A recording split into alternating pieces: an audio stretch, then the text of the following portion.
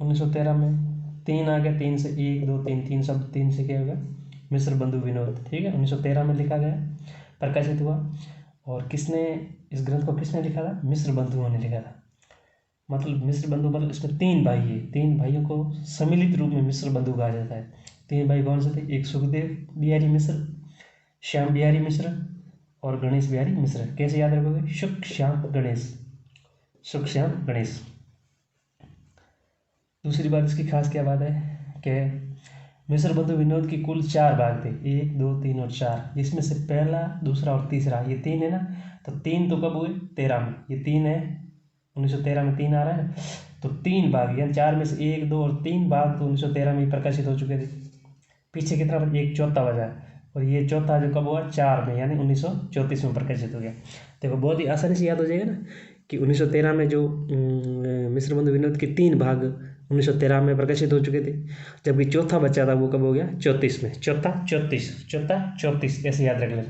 3 13 में, 3 13 में चौथा 34, 3 13 में चौथा 34 में प्रकाशित हुआ। ठीक है, फिर हम बात करेंगे इसकी भाषा कौन सी थी। तो भाषा थी आपकी हिंदी। कवि कितने थे इसके अंदर? 5000 कवि थे। पद्धति कौन सी थी? कालानुक्रम की। ध्यान रखें, गिरियर्सन के बाद में जितने भी आएंगे ना, वो कालानुक्रम पद्धति का ही अधिकतर प्रयोग करेंगे। ठीक है, तो ये भी कौन सी पद्धति में? कालानुक्रम, मतलब कि इन्होंने भी काल का विभाजन किया होगा। तो ये देख लो, अगली लाइन में यही लिखा हुआ है कि हिंदी साहित्य के विकास क्रम को इन्होंने कितने युगों में बांटा? 5 युगों में बांटा। कितने युगों में बांटा? 5 युगों में। अब कौन कौन से 5 युग? तो हिंदी साहित्य का इतिहास अपन विस्तार से जब पढ़ेंगे आगे जाके, तब अब काल विभाजन में पता कर लेंगे।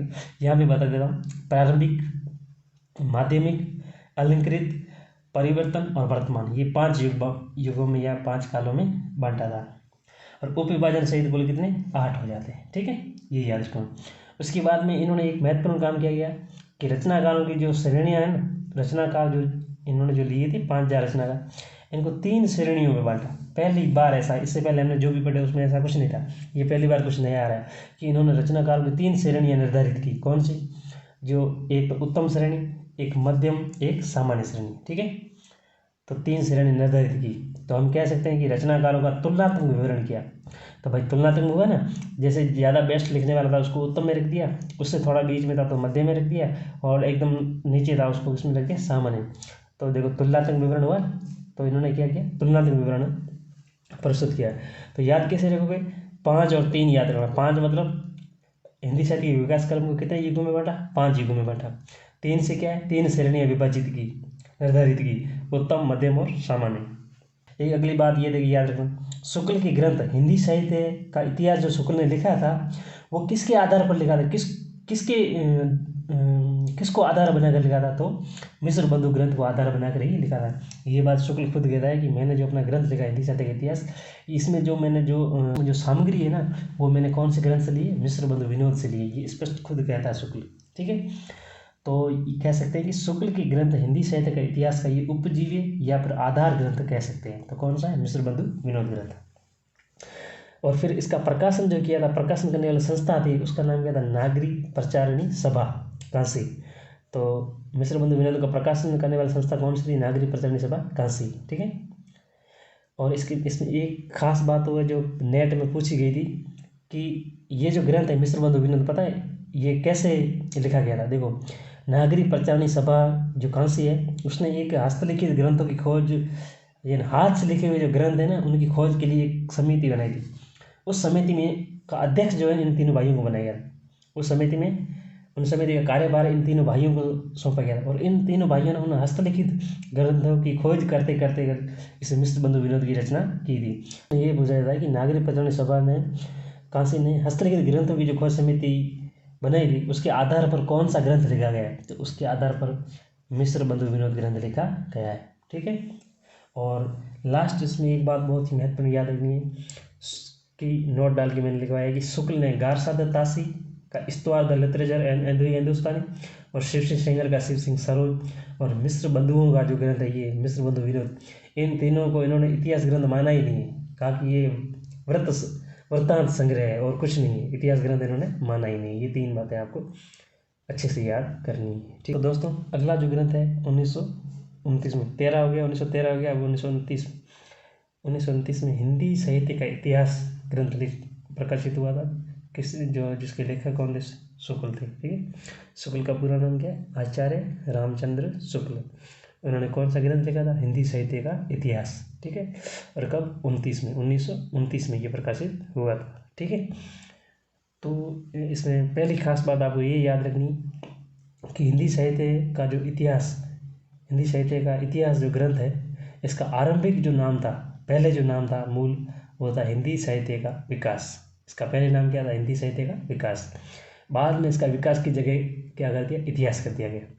तो आपसे पूछा जा सकता है कि हिंदी साहित्य का जो इतिहास शुक्ल का ग्रंथ है, उसका पूर्व में यह आरंभिक नाम क्या था? तो हिंदी साहित्य का विकास। ठीक है, पहली बात। तो ये दूसरी बात महत्वपूर्ण ये है कि ये जो ग्रंथ है ना, ये कोई एक विशेष ग्रंथ के रूप में नहीं लिखा गया था। तो ये हिंदी कई सारी रचनाओं को बुलाकर नागरिक प्रचार सभा ने कई सारी रचनाओं को बुलाए थे, जिसमें शुक्ल भी थे। तो इनसे हिंदी का एक शब्द सागर, यानी एक शब्द संग्रह तैयार करवाया जा रहा था। हिंदी शब्द सागर लिखवाया जा रहा था। तो उस हिंदी शब्द सागर लिखते लिखते शुक्ल जी इतने मग्न हो गए कि उसने सिर्फ इसकी भूमिका जो होती है ना, स्टार्ट में हम भूमिका लिखते हैं ना किसी पाठ की, तो वो इतना सारा लिख डाला कि वास्तव में एक पूरा ग्रंथ बन गया। ये देखो, यह हिंदी शब्द सागर की भूमिका के रूप में लिखा गया था। यानी कि इतना मग्न हो गए थे कि इतना सारा वो लिख डाला कि पूरी भूमिका बन गया। तो फिर उसको एक अलग ही सेपरेट एक क्या है, ग्रंथ घोषित कर दिया गया। तो उस ग्रंथ का पहले नाम तो रखा हिंदी साहित्य का विकास, और बाद में इसका नाम रखा हिंदी साहित्य का इतिहास। ठीक है, तो आपसे पूछा जा सकता है कि हिंदी शब्द सागर की भूमिका के रूप में लिखा गया ग्रंथ कौन सा है? हिंदी साहित्य का इतिहास। हिंदी साहित्य का विकास किस ग्रंथ का पहले नाम था? हिंदी साहित्य का इतिहास का। किसने लिखा? शुक्ल ने। दो बातें महत्वपूर्ण हो गई। तीसरी बात क्या है?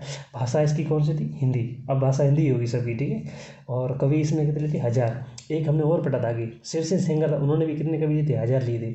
मिश्र बंधुओं ने कितने लिए? 5000 लिए थे। और गिरियस ने कितने लिए थे? 952 लिए थे।